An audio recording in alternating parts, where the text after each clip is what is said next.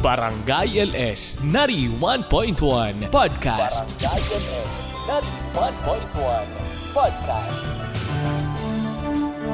Ang drama ng buhay, ang drama ng barangay. Radyo, nobela. Barangay LS 91.1 Forever. Darating tayo sa punto na kailangan nating mag-adjust sa mga bagong darating sa buhay natin. Darating tayo sa punto na hindi na natin kailangang pigilan ang pagpasok nila sa ating buhay. Ikaw, anong klaseng adjustment ang ginawa mo sa pagdating ng mga taong biglang sumulpot sa iyong buhay? Ito pang awitin ni James Ingram, There's No Easy Way. Welcome po sa programang Radyo Nobela. At simulan na natin ang sulat ng ating letter sender na si Lani. Sabay-sabay po nating tunghayan ang kwento niya dito sa Radyo Nobela. Si Mama Ganda sa Radyo Nobela.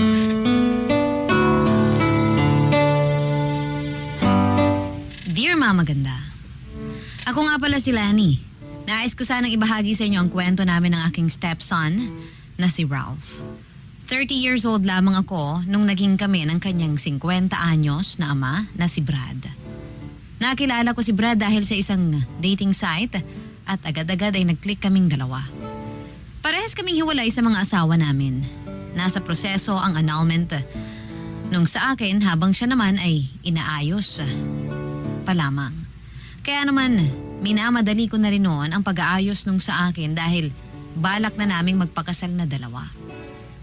Wala naman kaming hinahabol pa, kaya dapat lang naman noon na asikasuhin ko yon dahil seryoso na kami sa isa't isa.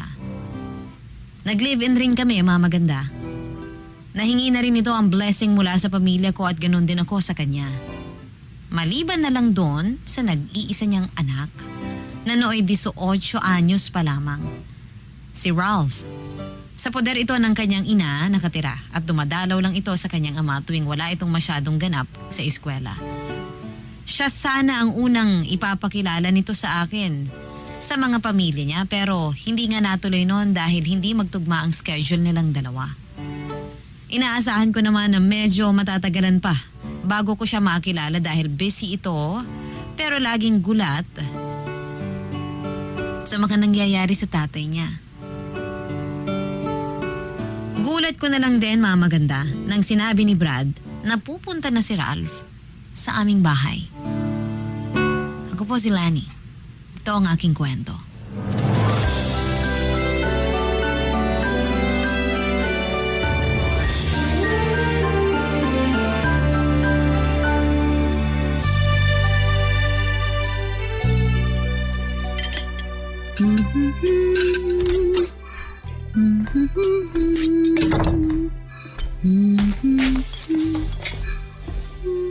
Hi! Uy! Nakakagulat ka naman. Bigla ka na lang sumusulpot dyan. Tara, kain na tayo. Mukhang panalo na naman tong niluto mo ah. Gusto mo bang ipatalo ko na? Kung ganito pa naman lagi ang uuwian ko eh. Magmamadali talaga lagi ako sa trabaho. Sus, bola. Totoo nga. Tignan mo kapag natikman din ni Ralph tong luto mo, panigurado. Kasama ko rin yung mambobola sa'yo. Parang drawing na nga yung plano niyang pumunta rito sa bahay ah. Andito na siya bukas sa umaga. Hoy, agad-agad. Teka naman. Hindi pa nga ako nakakapaglinis masyado. Makikita niya yung mga labahan ko. Ay, hindi ko pa nalilinis yung kwarto niya. Oh, relax. Nagpanik ka na naman dyan bigla. Hello, ilang oras na lang umaga na. Hindi ako octopus na maraming galamay para malinisan lahat ng dapat linisan dito, no? Hindi naman maselan yung anak kong yun. Palibasa, tulad ko rin yun. Marumi rin. Pero kahit na. Unang impresyon nun sa akin, burara at madumi. Ayoko nun. Hindi pwedeng ganun. Tutulungan kita maglinis mamaya after dinner. Ikaw naman kasi eh. Dapat sinabi mo na kanina o kaya kahapon man lang na pupunta pala siya bukas.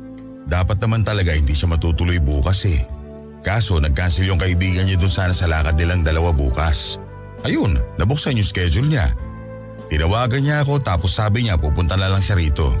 Kakainis! Sana tinext mo man lang ako kanina habang nasa work ka. Gusto sana kitang i-surprise eh. Kala ko matutuwa ka. Natutuwa naman ako pero kasi, syempre, dapat nagsabi ka talaga. Gusto ko syempre yung paghandaan tong unang pagkikita namin ng binata mo. Nakakatawa kang tignan. Para kang batang nakagawa ng kasalanan. Ang dapat mo lang paghandaan yung rice cooker natin. Damihan mong luto. Matakaw sa kanin yun. Kaya nung magpataob ng 2.5 rice cooker. Tapos ano pa? Dali magsabi ka na para kahit yun man lang may handa ako. Allergic pala siya sa chicken. Hindi rin siya pwede sa alikabok gawa ng allergic rhinitis niya. Ay! Uunahin ko talagang maglinis mamaya. Hindi ako kampante sa kwarto niya. Pakiramdam ko, natamba ka na yun ng maraming alikabok eh. Kaya nga tutulungan kita eh. Bukod sa manok at alikabok, ano pa yung kailangan kong malaman tungkol sa kanya? May ugali yung anak ko na nangaaway. Nangaaway? Nung bata kasi yun, tuwing may girlfriend ako na pinakikilala sa kanya, nagwawala yun. Tapos aaway niya yung mga yun. Eh baka naman awayan lang ako niyan ha? Mukha namang hindi na. 18 na yun. Marami ng buko yun sa tagong parte ng katawan niya. Mature naman na siguro yun. Tanggap niya na siyempre ang tatay niya kailangan din sumaya sa piling ng iba. Eh paano kung hindi niya ako magustuhan? Eh di hindi natin siya bati. Nakakainis to. Ikaw naman kasi. Masyado kang pressured eh. Akong bahala sa'yo. Mabait naman yung batang yun, maniwala ka. Makakasundo mo yun. Sigurado ka ha? Tutulungan ko kayo maging malapit sa isa't isa. Akong bahala. Kain na tayo? Hindi ko nga halos naubos yung kinakain ko noon dahil sa sobrang kaba na aking nadarama. Di ko alam kung ano ang uunahin kong linisin at ayusin nung oras na yon. Ito ang unang beses na yung karelasyon ko ay may anak sa iba. At hindi ko alam ang pakiramdam kung paano ba sila pagkikisamahan. Nasanay pa naman ako na nang pi-please ng bawat taong nakikilala ko. Gusto ko noon syempre ma-please ko ang anak ni Brad. Hindi ko nga lang napaghandaan talaga at naisip ko agad na papalpak ang unang beses na pagkikita namin. Base po kasi sa kwento no ni Brad, nabuntis niya ang nanay ni Ralph mula sa dapat sanang one-night stand lamang. Conservative ang kinalaghang pamilya nung ina ni Ralph, kaya napilitan si Brad na pakasalan ito. Unang taon pa lang ng kanilang pagsasama nun, hindi na raw talaga sila magkasundong dalawa. Dahil magkaiba sila ng mga pinaniniwalaang prinsipyo. Nagkahiwalay din sila at minadali nga ang annulment para maayos na agad. Di naman nag-work ang relasyon nilang dalawa. Nag-work naman silang mabuti bilang magulang ni Ralph. Yun nga lang, habang lumalaki raw noon si Ralph, nagpupumilit ito sa magulang niyang magkabalikan sila para maging isang pamilya silang muli. Kinausap nila ito at sinabi ang mga dahilan kung bakit. Pero hindi pa rin matanggap ito ng anak niya. Kaya siguro nito inaaway ang bawat nakakarelasyon ng magulang niya. Natatakot nga po ako, Mama Ganda na baka gawin niya yun sa akin. Nang sumapit ang araw na magkikita na kami ni Ralph, nagkataon naman na traffic si Brad. Kaya mas nauna tuloy na dumating si Ralph sa bahay kaysa sa kanya. Wala akong ibang naging choice kundi harapin siya kahit wala pa ang tatay niya. Balak sana namin noon, siya magpapakilala sa akin kay Ralph. Pero dahil nahuli ito, pinakilala ko na lang ang sarili ko. Kamukhang kamukha niya si Brad, Mama Ganda. Walang dudang mag-ama sila. Sinalubong ko siya ng ngiti.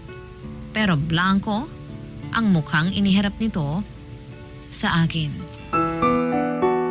Barangay LS 91.1 Si Mama Ganda sa Radyo Nobela. Ang drama ng buhay, ang drama ng barangay. Radyo Nobela.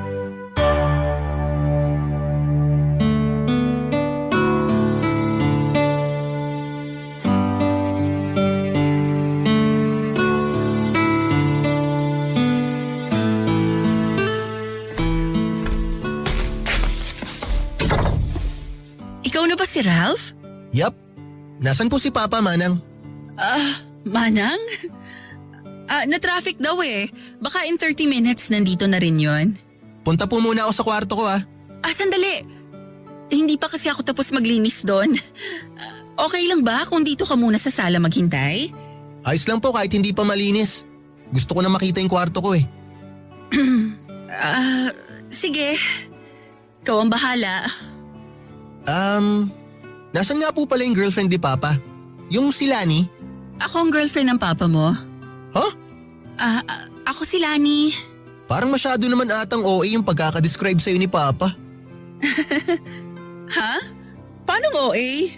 Sabi niya maganda ka raw. Artistahin. Tatay mo talaga? Oo nga. Minsan talaga sinungaling yun.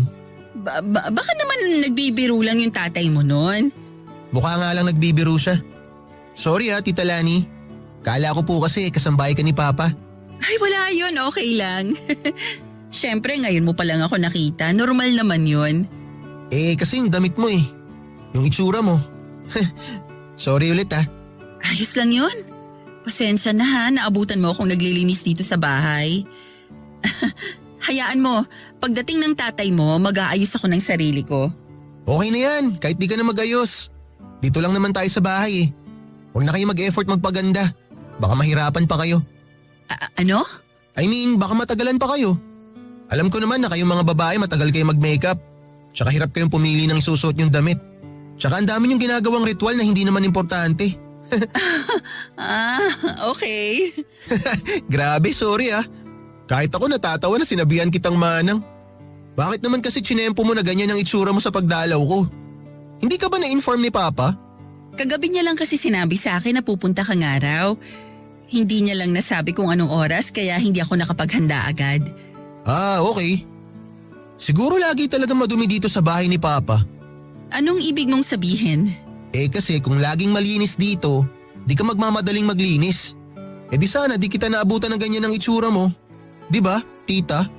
Nagkataon lang to. Madalas namang malinis dito. Nitong mga nakaraan lang hindi masyadong nakapaglinis. Kasi naging busy ako sa trabaho at saka… Okay na po yun. Di nyo naman po kailangan mag-explain. Hayaan mo at babawi ako sa'yo sa iluluto ko mamaya. Umorder na lang po kaya tayo. Di po kasi ako komportableng kainin yung luto ng taong kakakilala ko pa lang Ako lang naman to. Hindi naman kita lalasunin Paano ako makakasiguro? Joke! Kahit naman yung pinakamatindi kong kaaway, wala akong balak lasunin. Ikaw pa kayang anak ni Brad. Naniniguro lang naman. Tsaka sabi ko nga joke, di ba? So paano? Akyat muna ako sa kwarto ko Pakikatok na lang ako kapag nandito na si Papa, Manang. Ay, tita pala. Sige. Hindi naging maganda ang unang impression ni Ralph sa akin. At mas lalong hindi naging maganda ang unang impression ko sa kanya. Nayabangan ako at natalasan sa kanyang dila. Inisip ko na lang, baka ganito lang talaga siya magsalita. May pagkaprangka. Hindi ko na masyadong dinibdib ang pang-iinsulto nito sa akin dahil unang beses pa lang naman ng aming pag-uusap. Isa pa, iyon ay biglaan. Baka naman sa mga susunod na beses, maging komportable na kami sa isa't isa at mas makilala na namin ang isa't isa. Pero hindi po kaagad nangyari iyon, Mama Ganda. Nang mga sumunod na araw na nagstay siya sa bahay, palala ng palala ang pinapakita nitong kagaspangan sa akin. Hindi ko na noon alam ang gagawin, lalo't naiipit ako sa pag-asang baka naman nag-a-adjust lang ito at baka talagang hindi pa siya handa na makitang masaya ang tatay niya sa ibang babae. Na-challenge ako kung paano ko papaamuhin si Ralph. Dahil sa tuwing pinipilit kong makipag-close sa kanya, parang mas lalo naman siyang nagiging mailap sa akin. Hirap ako noon na ilugar ang aking sarili sa buhay niya. Ang balak sanang 2 araw na pagstay noon ni Ralph sa bahay ay na-extend ng 8 araw. Ang nirason nito ay wala naman daw siya masyadong gagawin sa school at gusto nitong bumawi sa oras sa kanyang ama. Dahil nga matagal silang hindi nagkita, naging torture yon para sa akin. Lalo't pinaparamdam niya sa akin ng hayagan ang pagkagadisgusto niya sa akin bilang bagong babae sa buhay ng tatay niya. Tuwing kami lang ang natitira noon sa bahay. At wala sa paligid si Brad, ay kumukuha ito ng tiyempo para iparamdam na naiirita ito sa aking presensya. Hindi ko nun alam kung hanggang kailan ko kakayanin o titiisin ang ganong pag-uugali ng anak ni Brad. Pero dahil mahal ko po siya, mahal ko ang tatay niya, titiisin ko. Tulad na lamang nung minsang nagsabay-sabay kaming tatlo na mag-dinner. Tahimik noong una at masaya lang. Natuwa ako na wala pang ibang hirit itong si Ralph tungkol sa akin. Wala kaming ibang pinag-usapan kundi ang pag-aaral niya o di naman kaya yung napapanood naming balita sa telebisyon. Maayos na sana noon ang agos ng gabi. Kundi lang biglang nagbukas noon ang topic si Ralph tungkol sa akin. Isang usapan na lumipas. Lumipas naman, pero binabalik niya Mama Ganda. Meron siya mga bagay na inuungkat tungkol sa akin.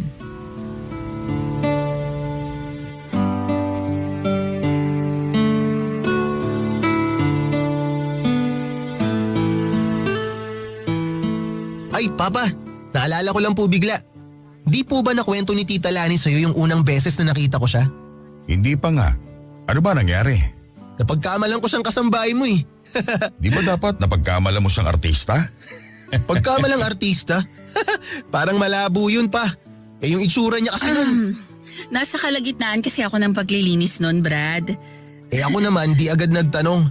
Akala ko pagbukas niya ng pintuan, kasambahay mo siya eh. Never naman ako nagkaroon ng kasambahay dito, Ralph. Alam mo yan, hirap ako magtiwala sa ibang tao. Eh, baka kasi pa nagbago na yung isip niyo tungkol dyan sa paniniwala niyo na yan. Tsaka baka kinailangan niyo na talaga ng maglilinis dito sa bahay. Siguro hulas na hulas ka noon, Lani. Sobra! Kaya hindi ko naman masisisi tong si Ralph kung hindi niya ako nakilala agad. Eh OA naman po kasi talaga Papa yung pagkakadescribe mo kay Tita eh. Paanong OA? Parang puro kasinungalingan po yung sinabi mo eh. Uy, hindi ako sinungaling ha. Yan kaya ang pinakaayaw kong ginagawa ng tao. Kasi sabi niyo artistahin siya at malaki ang pagkakahawig niya kay Jessa Zaragoza. Eh parang hindi naman. Oo kaya. Marami nga nagsasabi na magkamukha sila eh. Di ba, Lani? Eh, baka naman kasi binobola lang ako ng mga nagsasabi nun, Brad. Uy, hindi ha. Feeling ko nga bola lang yun pa. Tita, saan ka ba madalas binobola? Sa mga parlor ba yan kapag napapadaan ka sa tapat? Para siguro sa kanila ka magpariband, ganun. O baka naman sa palengke. Para sa kanila ka bumili ng karne. Sa Facebook pictures ko, pag nagko-comment sila. Ah, talaga? Siguro dahil sa angulo, no? Tapos may filter, no? Patong-patong na filter. Siguro nga, anggulo lang talaga kasi yung labanan ngayon. At filter. Huwag mo kalimutan yung filter, tita. Aminin mo na kasi, imposibleng di ka gumagamit ng filter sa Facebook pictures mo. Paminsan-minsan kapag pakiramdam ko na hindi ako maganda. Sus, bakit naman sinasabi mo na hindi ka maganda? Maganda ka kaya? Eh kasi tuwing nakakakita ako ng magagandang babae sa Facebook, nawawalan ako ng kumpiyansa sa sarili ko. Eh bakit kailangan mo ikumpara ang sarili mo sa kanila? Lalo kung alam mong talo ka, no? Yung tipong kain na kain ka nung ganda nung babae, no? Joke! Hayaan mo na to, Brad. Issue lang to ng mga babae talaga. Ay, hindi pwedeng ganyan. Nakakainsulto yan sa akin bilang karelasyon mo. Parang ang pinapalabas mo eh, hindi ako marunong mamili ng chicks eh. Hindi naman kasi ako chicks. Maraming pumila sa akin. Ikaw lang yung sinundan ko. Huwag ka nga dyan. Papa, ganyan din ba yung pambobola mo nun kay mama? Oh, bakit naman napunta sa mama mong usapan? Gusto ko lang malaman. Kasi ang ganda ni mama eh. Di na niya kailangan umanggulo. At mas lalong hindi niya kailangan gumamit ng filter. Maganda naman talaga ang mama mo, Ralph. At masaya ako na nakikita ng boyfriend ng mama mo na maganda siya. Kaya hayaan mo rin sana akong makita yung ganda ni Lani. Kasi para sa akin, wala nang mas gaganda pa sa kanya. Ikaw busog na ako sa pambobola mo. Dapat nga maimpatyo ka na kasi sobra na.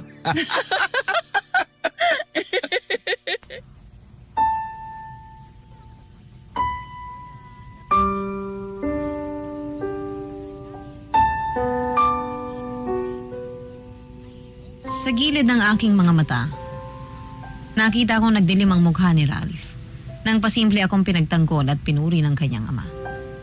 Napansin kong nawalan din siya ng gana sa kanyang kinakain. Sumubok pa nga itong mga insulto nang sabihin niya sa amin na namimiss daw niya ang luto ng nanay niya na hindi mamantika. Nagawa pa niyang ikumpara ako sa nanay niya na talagang nakapagpa-down sa akin. Di naman masyadong pinansin o dinamdam yun ni Brad.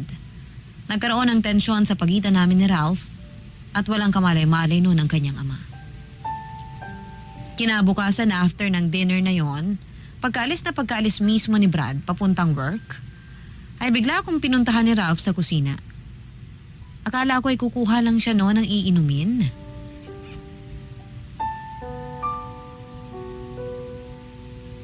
Nang bigla ako nitong harangin habang nag-aayos ako ng lalagyan ng mga rekado sa kusina. Nagtaka ako pero hindi ko magawang itanong kung ano ang kailangan nito. Nakatingin kasi ito ng masama sa akin at hindi komportable ang aking pakiramdam. Hinintay ko siyang magsalita noon at sabihin kung meron ba itong tinatagong problema sa akin.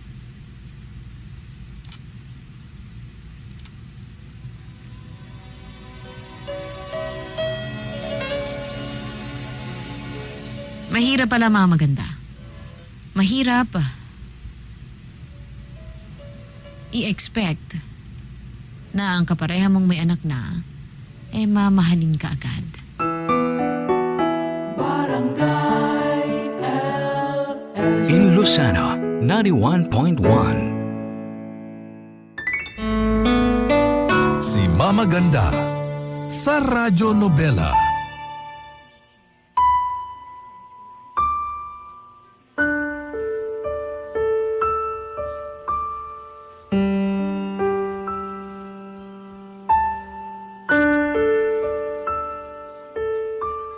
Ayoko sa'yo.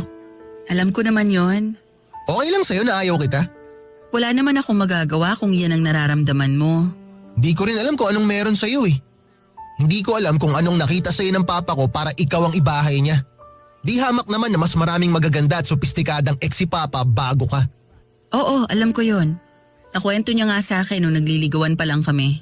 Kaya hindi mo rin ako masisisi kung sakaling magtaka ako kung bakit ikaw ang choice ni papa ngayon. Pass naman na kasi yon, Ralph. Ako yung pinili ng papa mo ngayon kasi mas nagkakasundo kami. Masaya kami sa isa't isa. Wala naman na siguro akong kailangang ika-insecure. Ewan, malay ko sa insecurities mo. Pero alam mo, mas nakakasundo ko pa yung mga yun kesa sa'yo. Ayaw mo kasi akong bigyan ng chance para magkakilala tayo ng lubusan. Para saan pa tita? Hindi na kailangan yun. Basta ayoko na maging kayo ni papa. Hinuhusgahan mo naman na kasi ako agad eh. Naniniwala kasi ako sa nararamdaman ko. Alam ko na may mali sa'yo. Siguro nga baka may mali sa akin. Pero sana, huwag mo naman akong husgahan agad. Actually, si papa ang ginajudge ko eh, hindi ikaw. Ginajudge ko siya sa mga desisyon niya sa buhay. Ginajudge ko rin siya sa pagpili niya sa'yo. Hindi ko talaga alam kung bakit eh. Kaya nakita niya sa'yo. Wala naman ako nakikitang special sa'yo. Bakit hindi na lang ang tatay mo ang tanungin mo dyan? Kahit anong piga mo sa akin, wala akong maibibigay na sagot sa'yo. Nakita mo na ba mama ko? Sa picture. Hindi lang sa picture maganda yon. Mukha naman. Hindi ko talaga alam kung anong nangyari sa taste ni papa. Parang habang nagkakaedad siya, tumatabang yung panlasa niya sa mga babae. Bakit ba parang ang laking issue sa'yo ng itsura ko? Hindi lang naman itsura mo ang issue ko eh. Buong pagkatao mo. Okay, Bakit ba ang laking issue sa'yo ng buong pagkatao ko? Wala naman akong ginawang masama sa'yo ah. Pinagsilbihan kita at nirespeto mula nung unang araw na dumating ka rito. Kahit nga harap-harapan mo na akong binabastos, hindi ko yun ibinabalik sa'yo. Dapat ko bang ipagpasalamat yun, tita? Basta, ayoko talaga sa'yo. Ayaw kita para sa papa ko. Choice ako ng papa mo. Gusto mo man o hindi, kailangan mong igalang kung sino yung pinili niyang mahalin. Parang ang hirap naman igalang ng choice ni papa. Lalo na kung ikaw naman yung choice na yun. Alam mo, dapat nga hindi ako nakikipagtalo sa'yo kung bakit ako ang mahal ng tatay mo. Maayos ang relasyon namin. Mahal namin ang isa't isa. Hindi ko na kailangang i-defend sa'yo kung bakit andito ako ngayon sa buhay niya. Alam mo, tita, useless lang na i-defend mo. Kasi kahit ano pa sigurong sabihin mo, hindi ako makikinig sa'yo. Yun na nga eh. Bakit ko pa ba ipaglalaban sa'yo ang relasyon namin ng tatay mo? Ang importante sa amin, pareho kaming masaya sa piling ng isa't isa. Balang araw makikita mo yon. Balang araw, maiintindihan mo yon. Alam mo, tita? Kung wala ka ng ibang magandang sasabihin, hayaan mo na lang ako dito sa kusinang maglinis. Magluluto pa ako ng ulam natin mamaya. Magsabi ka na lang kung anong gusto mong lutuin ko at pag-aaralan ko. Huwag ka nang mag-abala, tita. O order na lang ako ng sarili kong pagkain.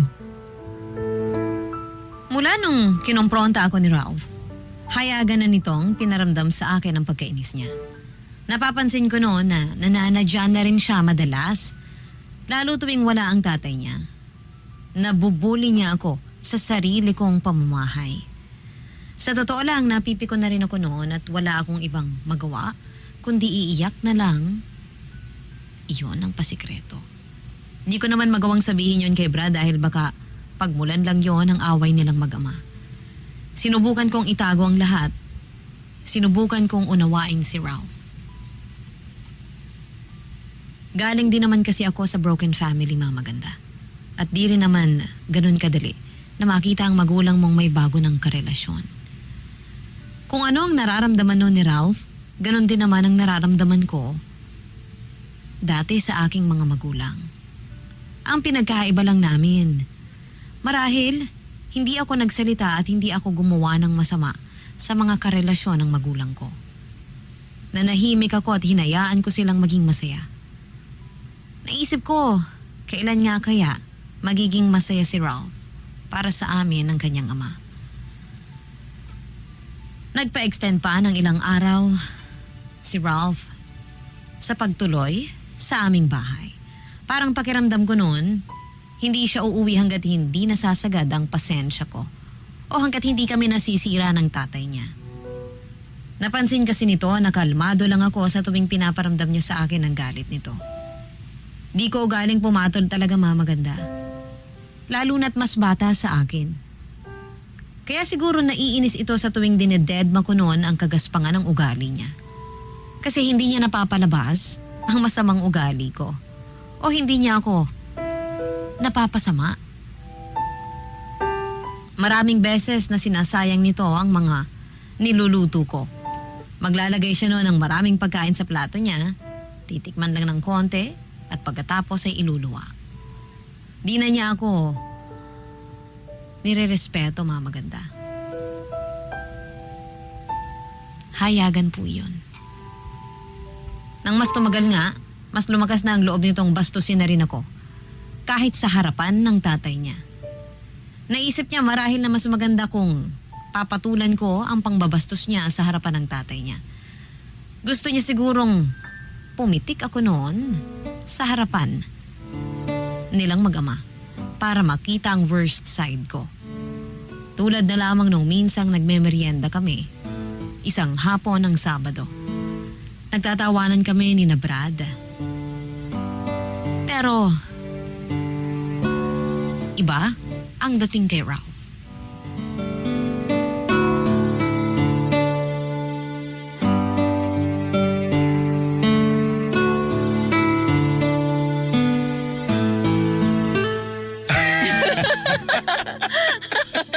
Naalala ko tuloy yung bibingka na binili natin nun sa Tagaytay. Ay, oo, di ba? Ay, Kadiri, ayoko na maalala. Ako rin eh. Change topic na. Buti naman at naisipan yung dalawa na mag-change topic. Para lang akong pasong pang display dito eh. Sobrang na-open na ako. Hindi ako makarelate sa mga pinag-uusapan nyo. Sorry, Ralph. Ano ba yung pwede natin pag-usapan para naman makasali ka? Kahit wag nyo na ako isali pa. Kung hindi nyo naman talaga ako gustong i-involve sa usapan nyo, di wag. Bakit naman ganyan ka kung magsalita?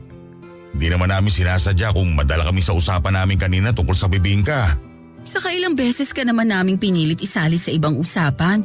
Ikaw tong may ayaw. Kasi ayaw kitang kausap. Excuse me? Nandito ako sa bahay para makipag-bonding sa tatay ko. Hindi para makipag-usap sa'yo. Ralph, Totoo naman pa eh. Huwag mo sabihing mali ako. Ang usapan natin, mag-i-spend tayo ng time together. at kasama ron si Lani. Kasama siya sa bonding moments natin. Sana tinanong niyo muna ako kung okay ako sa ganung setup. Sana naisip niyo muna akong tanungin kung gusto ko siyang kasama sa bonding natin. Kaya kita pinapunta rito sa bahay para makilala mo na siya. Kasi magiging parte na siya ng buhay natin. Magiging parte na ng buhay natin? Paano naman ako nakakasiguro pa na siya na nga ang para sa'yo? Pa naman? Yan ang lagi mong linya sa lahat ng mga girlfriend mo na pinakilala mo sa akin. Sa totoo lang nakakasawa ng pakinggan ng paulit-ulit. Kasi hindi nyo naman kayang panindigan. Sobra ka na! Brad, kalma. Bastos tong batang to eh. Hindi ko alam kung saan ka nalahilugasan yung bibig eh. Kumalma ka na, please. Ralph, tumigil ka na rin kasi. At sino ka para pagsabihan ako na tumigil? Ha? Nanay ba kita? Hindi mo nga ako nanay. Pero bilang karelasyon ng tatay mo, sa tingin ko may karapatan ako mag-demand sa'yo na irespeto mo ko. Maghihiwalay din naman kayo eh. Bakit pa ako mag-aaksaya ng respeto sa'yo? Ralph! Kung hindi mo ako kayang respetuhin bilang karelasyon ng tatay mo, baka naman pwede mo akong respetuhin bilang tao na lang. Kahit yan, malabong mangyari yan. Hindi ka titigil! Hindi ka titigil! Tama na yan, please! Ganyan na ba ang epekto ng lani na yan sa'yo, pa? Kaya mo nasaktan ng sarili at nag-iisa mong anak dahil sa kanya? Kahit walang Lani sa buhay ko, kaya kitang saktan kung alam kong mali na ang tapas ng dila mo! O sige, saktan niyo ako! Saktan niyo ako, dali! Aba talagang… Brad! Tama na! Huwag mo nang palalain yung sitwasyon! Hindi pa tayo tapos. Mag-uusap tayo mamaya, Ralph. Anong mag-uusap? Wala tayong pag-uusapan! Aba talagang bastos na! Okay lang ako, Brad. Okay lang. Pero… Hayaan mo na muna yung anak mo. Kumalma muna kayo pareho. Kailangan nyo yan.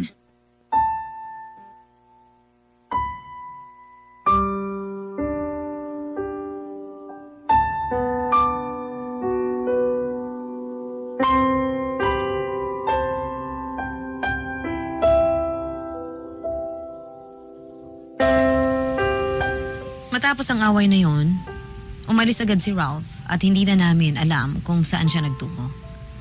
Hindi naman siya hinanap ni Brad dahil may sama pa rin ito ng loob. Inaabot na ng gabi pero wala pa rin si Ralph. Nagsabi na ako kay Brad na hahanapin na namin pero nagmatigas ito at sinabing ayaw niya. Di ko na nun alam ang gagawin para mapaglapit ulit ang dalawa. Nagawa ko pang sisihin ang sarili ko dahil ako naman talaga ang dahilan kung bakit ganon ang naging ugali ni Ralph sa kanyang ama. Naintindihan ko naman siya. Pero hindi ko alam noon kung hanggang saan ang aabuti ng aking pasensya. Makalipas ang ilang araw, nang mapansin kong medyo umuokay na ang mood ni Brad, nilapitan ko siya. Pinagtimpla ko ito ng paborito niyang inumin at tinabihan. Panay ang tingin niya sa orasan at alam kong nag-aalala siya sa kanyang anak. Doon ko na siya sinimulang kausapin. Hinawakan ko ang kanyang kamay, hinintay kong maubos ang kanyang inumin para makatulong na magpakalma sa kanya. Nung handa na itong pakinggan ako, tumingin ito sa akin at hinintay po akong magsalita. Mahal na mahal ko po si Brad, Mama Ganda. At gagawin ko ang lahat. Matanggap lamang ng mga taong mahalaga rin sa buhay niya.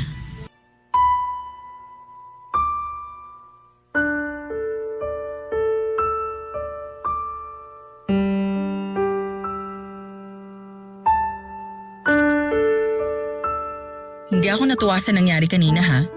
Kahit ako naman. Sana hindi mo nalang pinatulan yung galit ng anak mo. Paano di papatulan sumusobra na nga, hindi ba? Kala ba niya hindi ko alam yung mga pasimpleng bastos na hirit niya sa'yo? Pinalagpas ko lang yun para hindi masira ang bakasyon niya rito.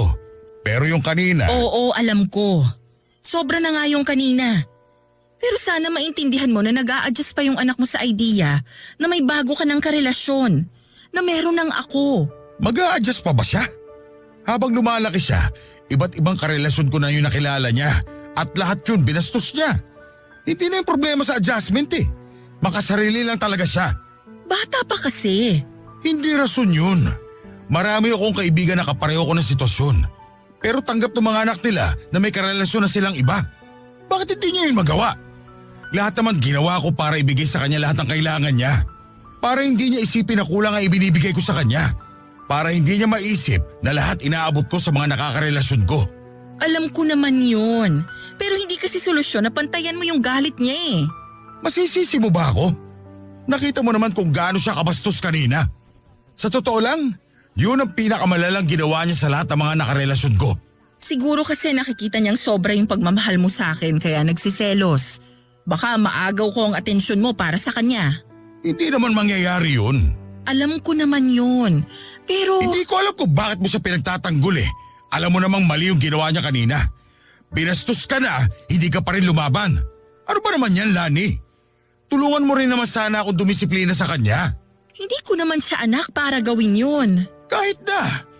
Hindi ko lang kasi nagustuhan yung ginawa mo kanina na parang kinakampihan mo pa siya. Maliwanag naman na maling-mali siya sa ginawa niya. Hindi sa kinakampihan ko siya. Inuunawa ko lang. Sa ating tatlo, tayong dalawa dapat yung may mas malawak na pangunawa dahil tayo yung mas nakakaintindi. Ay, ewan ko. Mauna na ako sa kwarto. Itutulog ko na lang to. Kung yan ang tingin mong makakatulong sa'yo, sige. Matulog ka na muna. Huwag ka na magtagal at tabihan mo na kagad ako sa kama Okay. Liligpitin ko lang itong mga kalat sa mesa tapos susunod na ako sa kwarto.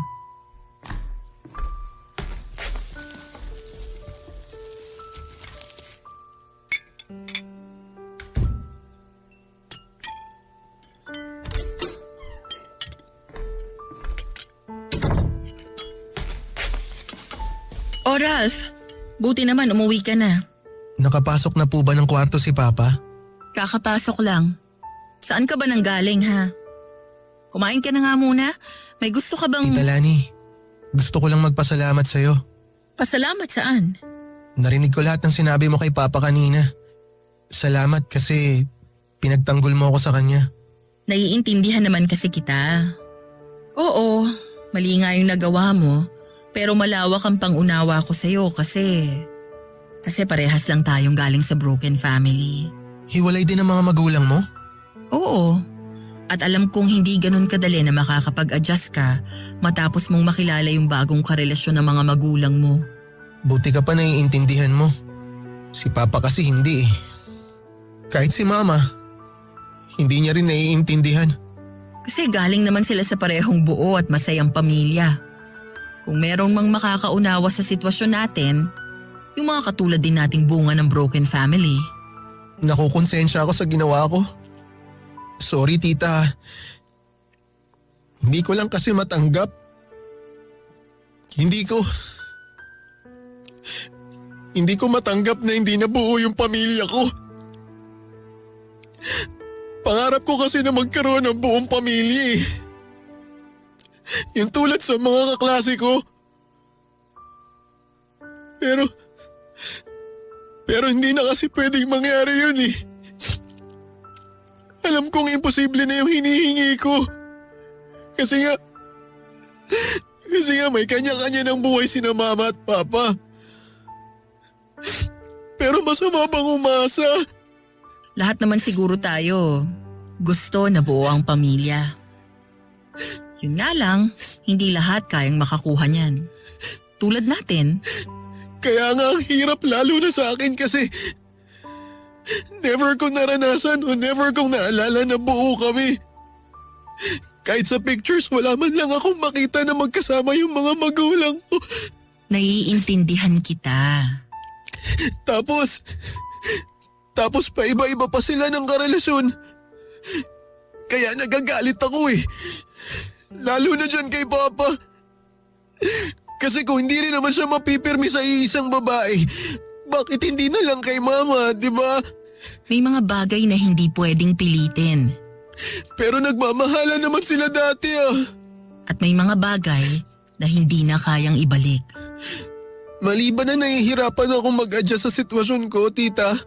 Naging mali lang yung reaksyon mo. Yung nararamdaman mo, hindi yan mali. Kaya sana sa bawat galit o inis na nararamdaman mo, huwag kang gumawa ng bagay na ikasisira mo o ikasisira ng relasyon mo sa mga magulang mo. Sorry, tita. Sorry. Bukas, mag-sorry ka sa papa mo ha. Sabihin mo lahat ng sinabi mo sa akin ngayon at kung kailangan, dagdagan mo pa para mas maintindihan niya. Gawin mo ha? Okay ba yon? Opo. Salamat, tita.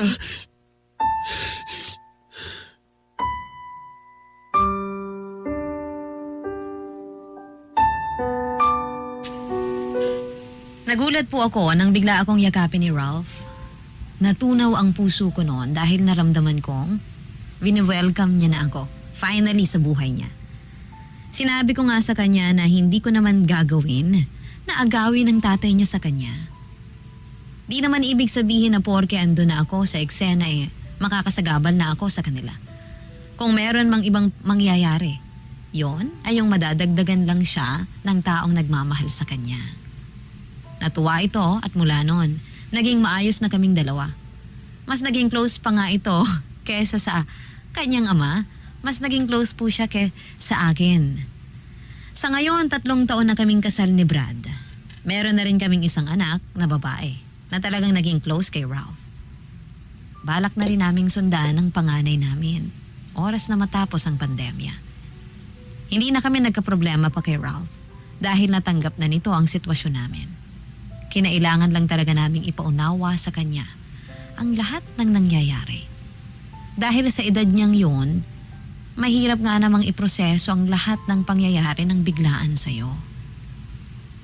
Maraming salamat sa pagbasa sa aking sulat, Mama Ganda.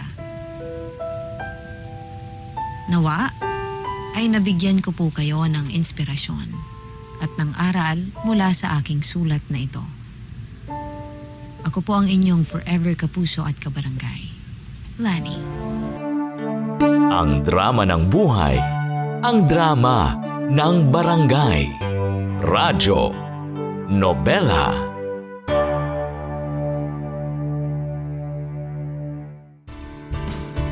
Hello mga kabarangay! Nagustuhan mo ba ang itinampok na kwento natin ngayon? Huwag kakalimutan na i-follow ang Barangay LS Nari 1.1 Podcast at ang iba pa naming social media accounts. Huwag din kakalimutan ang pakikinig sa Barangay LS Nari 1.1 Forever!